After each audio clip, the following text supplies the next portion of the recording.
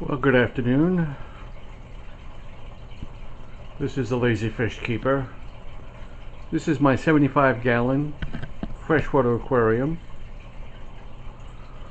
As I have stated in my previous video, I had to break this tank down and move it to a new location. We had to move into a smaller apartment.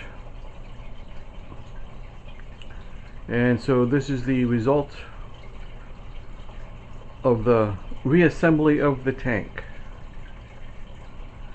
You see it looks a little bit different. I have a hollow log. It's an old decoration I had from years gone by. Decided to reincorporate it.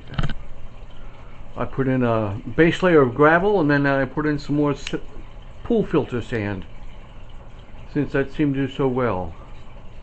The plants in here are Amazon swords and Cryptocorny red. Now these Amazons that you see were in a 20-gallon tank with nothing but a gravel base, no special soil. Every now and then, well, originally I put in some root tabs, but it's probably been close to 2 years since I worked any root tabs with them.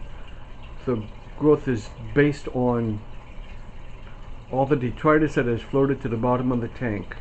You see how well they have grown since then.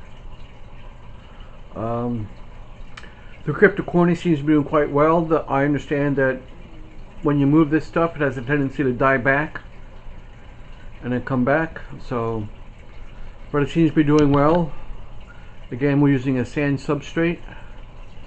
I've added no root tabs to this. I've added some liquid fertilizer to the tank to assist with the plants and making their food. As you can see, the dozens of this tank, we have 4 angels of varying parentage. We have some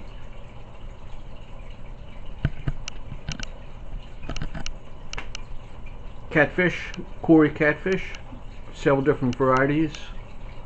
We have the black neon tetras, some serpent tetras, I think red cherry tetras might still be in there. We have a few skirted tetras, like we have the gold skirted, and I haven't seen them, but I think we have a black skirted tetra also. Unfortunately, this is not an air-conditioned apartment, so the water temperature here been running about 84, 86 degrees. And the fish seem to be doing quite well. During transport, these guys were put in 20-gallon tubs and transported over. We did have some losses. I had some bala sharks, some very beautiful specimens running around 4.5 to 5 inches long. While they're in the tub sitting outside, they got extremely warm, and in my attempts to cool them down, I added too much cool water, and I think it shocked them and they died. I also lost the tiger barbs and the bloodfin tetras also, but everybody else seemed to have survived. Also, I have over there some lamp-eye tetras. You may have noticed them, and one low neon tetra over here in the corner. I escaped it using some slate that I had lying around in a rather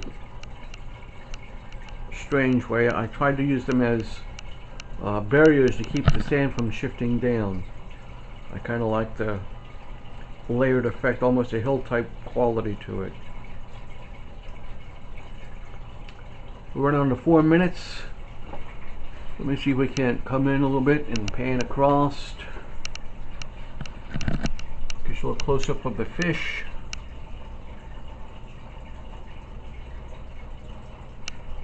As they swim on by. Still using the Marine Land 400 hang on the back filter. And I also incorporated a submerged filter that's designed for a 20-gallon tank. And I got this little guy right up here. He's my surface skimmer.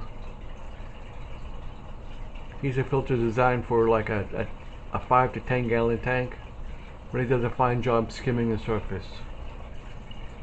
Again, as you see, the fish are all doing quite well. That guy has been looking ragged for years now, but he's still hanging in there. Let's come down here and take a look at our quarries. The original light on this tank died on me as we moved. Of course, my fault. I dropped the gosh darn thing and it broke. So I'm currently using a shop light with two T8 fluorescent lights designed to grow plants and for aquariums. And it seems to be doing quite a nice job. Not sure if I like the color of the light itself, but I think we'll just have to run with it for now. Maybe one day I'll switch them out for some LEDs in the 67K range when I get tired of these lights, I guess.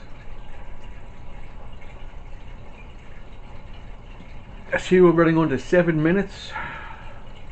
Not sure what else to say, but it seems to be doing fine. I do have one set of angels that are paired off, and they have laid eggs twice and eaten the eggs twice, so I'm not really concerned. If they had survived and they had babies, I'm sure the babies would have been eaten by all the other fish. But it's nice to know that the parameters were just right for them to be for breeding.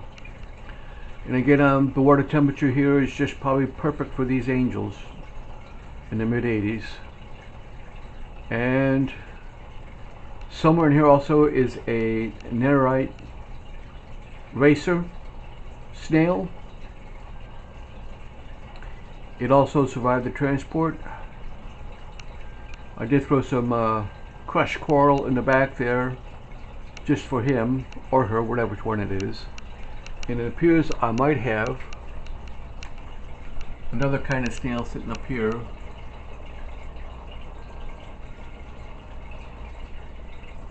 Oh, I got all kinds of snails in this tank now, don't I?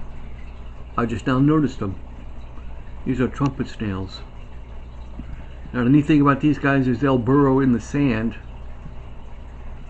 and that'll help prevent any buildup of those dangerous gases that can build up in sand, in deep sand beds.